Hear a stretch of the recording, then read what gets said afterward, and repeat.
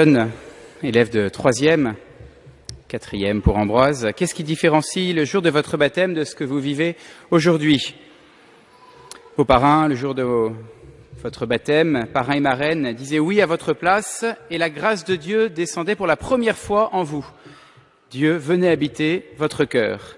Et aujourd'hui, à la différence de ce jour de votre baptême, eh bien c'est vous qui répondez, vous n'avez plus vos parrains et marraines à côté de vous, c'est vous qui allez dire oui, nous croyons, et renouveler votre engagement, votre promesse seul devant le Seigneur en touchant la main sur l'Évangile tout à l'heure. Et c'est pas pour que la grâce puisse descendre pour la première fois en vous, mais cette grâce qui est maintenant présente en vous, la vie de Dieu puisse s'épanouir et porter du fruit. Quels sont ces fruits auxquels vous êtes appelés? Eh bien, si vous avez été attentif aux lectures d'aujourd'hui, c'est les fruits de charité.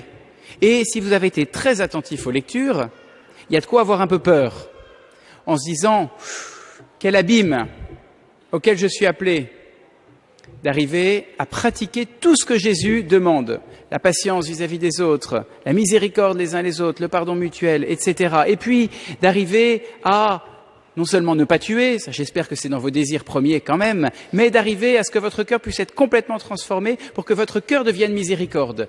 Et à l'écoute de ces exigences qui sont appelées, à laquelle vous êtes appelés, eh bien, il y a de quoi avoir le vertige. Et vous êtes appelés, normalement, si vous êtes normalement constitué, et que vous prenez ça au sérieux, vous dites, mais est-ce que ce que me demande Jésus aujourd'hui, de le suivre toujours et de renoncer aux démons pour toujours, est-ce que c'est possible? Pour bien vivre cette profession de foi, je vous invite à suivre les 3 étapes que vous allez chanter tout à l'heure, qu'on va chanter dans le chant de la promesse. On chantera à l'offertoire le chant de la promesse. Et le dernier couplet de ce chant finit ainsi. Je suis faible, tu m'aimes, je maintiendrai. Eh bien, retenez ces 3 étapes. Pour vivre fidèlement les promesses de votre baptême, il faut d'abord dire « Oui Seigneur, je suis faible ». On ne peut pas partir en fanfaronnant, en disant « Moi, je suis meilleur que les autres ». Non, on est faible et on l'expérimente chacun. Vous l'avez pu expérimenter pendant cette retraite, on expérimente sa faiblesse, sa difficulté peut-être à prier, sa difficulté à aimer, sa difficulté à obéir. Je suis faible. Voyez cet aveu de la faiblesse que vous devez dire au Seigneur. Seigneur, je ne suis pas un professionnel de la foi. J'ai du mal. Mais, en même temps, j'ai un grand désir de perfection. Voyez ça? Dieu peut faire beaucoup de choses dans votre vie, mais ce désir de perfection et ce constat d'humilité, il ne peut pas le faire à votre place. Il y a des choses qui n'appartiennent qu'à vous, c'est de dire « j'ai envie de devenir un saint, mais j'avoue que je n'y arrive pas ». Et voyez, dire humblement que vous n'y arrivez pas, ce n'est pas un signe de faiblesse, ce n'est pas les pauvres, les faibles qui disent « je n'y arrive pas ». C'est en réalité les forts. Les humbles, ce sont les vrais forts de la vie. L'humilité, c'est la vraie vertu de la force. Parce qu'arriver à dire « j'ai envie mais je n'y arrive pas », c'est vraiment ça, être fort. Et il faut commencer par là. Vous voyez, avoir un désir et constater qu'on n'y arrive pas. Avoir conscience qu'il est impossible de vivre fidèlement à son baptême. Si jamais on n'a pas ce constat-là, eh bien vous n'allez pas y arriver. C'est impossible, mais il y a quelqu'un qui le rend possible et c'est Dieu. J'étais un peu plus âgé que vous, à peine, et j'étais à Tor Vergata. Tor Vergata, c'était le lieu de la veillée finale des JMJ à Rome. Et le pape Jean-Paul II, qui était déjà fatigué par sa maladie, à ce jour-là a eu un regain de force devant 2 millions de jeunes qui étaient devant lui. Et il posait cette question à ces 2 millions de jeunes. Il leur disait, chers jeunes, à notre époque, est-ce qu'il est difficile de croire? On aurait pu se dire, le pape va encourager, va dire, allez, bougez-vous, c'est pas si difficile. Donnez-vous un peu de mal. Il a dit, oui, c'est difficile, on ne peut pas le nier. On ne peut pas nier que c'est difficile. Mais, avec la grâce de Dieu, c'est possible.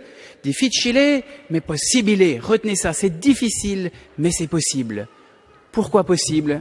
Parce que, Seigneur, tu m'aimes. Et c'est le 2e point du chant que vous allez prendre. Je suis faible, mais tu m'aimes. Voilà ce qui change tout. Voilà ce qui va rendre possible votre vie de chrétien jusqu'au bout.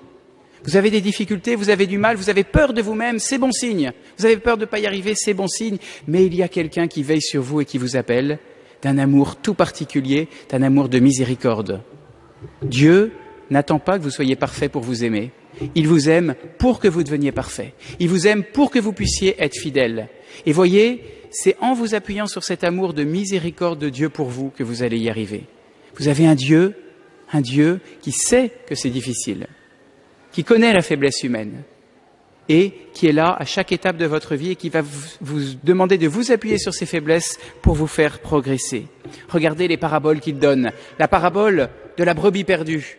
Il n'attend pas que la brebis revienne dans le bercail pour lui dire « Allez, je te prends sur mes épaules ». Il va la chercher et il la prend sur ses épaules. C'est pareil pour vous. Il n'attend pas que vous soyez parfait pour venir vous chercher et vous aimer. C'est Jésus, c'est le bon samaritain. Il n'attend pas que vous soyez tout beau, tout propre pour venir s'occuper de vous. Vous êtes dans le fossé, lamentablement couché et abîmé par les blessures qu'ont donné les brigands, et il vient vous chercher, il vient vers vous. Voilà ce Dieu qui vous aime. Tu m'aimes, Seigneur. Et s'il n'y a pas cette prise de conscience, cette certitude que vous êtes aimé personnellement de Dieu, eh bien vous ne tiendrez pas dans votre vie chrétienne. Je suis faible, mais tu m'aimes. Enfin, je maintiendrai. Troisième point, je suis faible, tu m'aimes, mais je maintiendrai. Vous êtes doté d'une capacité exceptionnelle qui vous rend différent des animaux. Cette capacité, c'est le pouvoir de dire « je veux ». Un animal, il sent quelque chose, il a envie de quelque chose, il fait la chose. Il ne peut pas vouloir autre chose que de suivre ses instincts. Nous sommes capables de décider. Vous êtes capables de décider. Et voyez, ce qui est beau dans la profession de foi en troisième, et j'espère que vous l'avez expérimenté pendant cette retraite, c'est qu'on est capable de dire « oui, je veux ». Par exemple, dans la retraite, il y avait des moments où vous n'aviez peut-être pas envie de prier, mais c'était le moment de prier. Et vous avez été obligé de dire « Seigneur, je veux ».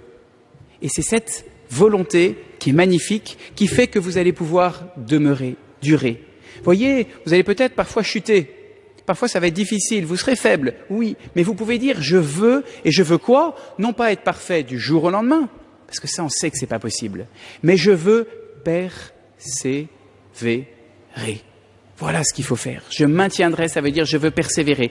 Même si j'ai du mal, même si ça devient difficile, même si j'ai moins d'entrain, je veux persévérer. Et cette volonté, vous pourrez toujours l'avoir. Elle est dans vos cordes, elle est au plus profond de vous-même et c'est possible. Voyez, non pas être parfait du jour au lendemain, mais persévérer. Persévérer dans quoi? Eh bien d'abord dans les 3 moyens de la vie chrétienne, j'espère que vous vous en souvenez, c'est prière, confession, Eucharistie chaque dimanche. Voilà, ces 3 moyens, la persévérance. Sans ces 3 pieds du tabouret, vous n'y arriverez pas. Un tabouret est stable à 3 pieds, eh bien il faut ces 3 moyens, prière quotidienne, Eucharistie toutes les semaines et confession au mieux tous les mois. Voyez, ça, c'est la persévérance qu'il vous faut. Et vous pourrez toujours le faire. Vous pouvez faire les pires péchés dans votre vie, mais vous pourrez toujours vous confesser, aller à la messe tous les dimanches et prier. C'est possible, c'est dans vos cordes, c'est la persévérance qui vous fait ça. Je veux persévérer ainsi. Et puis persévérer aussi dans la vie de l'Église. Vous allez quitter le groupe Jean-Paul II. À la fois ça m'attriste, parce que je me suis attaché à vous, mais à la fois je suis heureux parce que vous passez maintenant au lycée. Persévérer dans la vie de l'Église. Vous avez pu expérimenter ici ou là ce que pouvait être la joie de la mission. On a essayé d'avoir quelques petits moments missionnaires dans le groupe Jean-Paul II. Vous allez passer maintenant au groupe Charles de Foucault et le Seigneur attend plus de vous. Persévérez dans la vie de l'Église. Voyez, vous entrez plus fortement dans cette vie de l'Église et Dieu compte encore plus sur vous. Vous êtes au début d'une autre étape qui demande un engagement encore plus fort et plus personnel parce que maintenant, vos parents seront de moins en moins derrière vous. Encore un peu derrière vous, mais de moins en moins, et ce sera à vous de plus en plus de prendre la suite. Alors je prie pour vous. Vous voyez, j'ai découvert au printemps, on avait un prêtre qui nous parlait, qui s'occupait de jeunes et d'adolescents, un patronage, grand patronage à Paris. Et il disait, souvent on se plaint de l'âge de l'adolescence. On dit, les adolescents, ils sont pénibles. Et il disait, mais en fait, l'âge de l'adolescence, c'est l'âge magnifique, parce que c'est l'âge où le projet de Dieu pour tout homme commence à se réaliser, c'est-à-dire où de soi-même, on peut décider de soi-même sans être poussé par quelqu'un d'autre par derrière. Eh bien, voyez, vous passez cet âge-là, vous passez ce cap. Et la profession de foi, j'espère, vous marquera à vie. Moi, c'est vraiment ça. Et je vous porte dans la prière, je vous confie un secret. C'est qu'une de mes prières fortes, c'est qu'aucun des jeunes qui fassent la profession de foi et qui étaient préparés avec moi ne se perdent. Le Seigneur dit dans l'Évangile, on ne veut pas chez mon Père, chez votre Père qui est aux cieux, qu'un seul de ces petits ne se perde. Eh bien, c'est mon souhait le plus fort, qu'on se retrouve tous un jour au ciel. Alors, le deuxième souhait, c'est que aussi, j'ai 10 personnes canonisées un jour devant moi. Voilà. Vous êtes 10 jeunes, qu'on soit 11, parce que j'aimerais bien l'être avec vous. Voyez, mais j'ai ce souhait-là.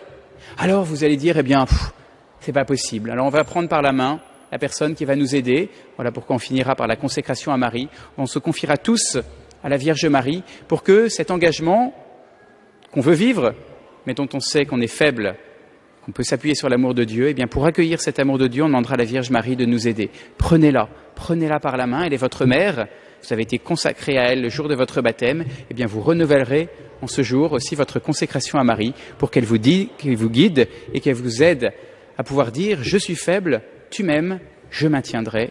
Amen. » Au nom du Père et du Fils et du Saint-Esprit. Amen.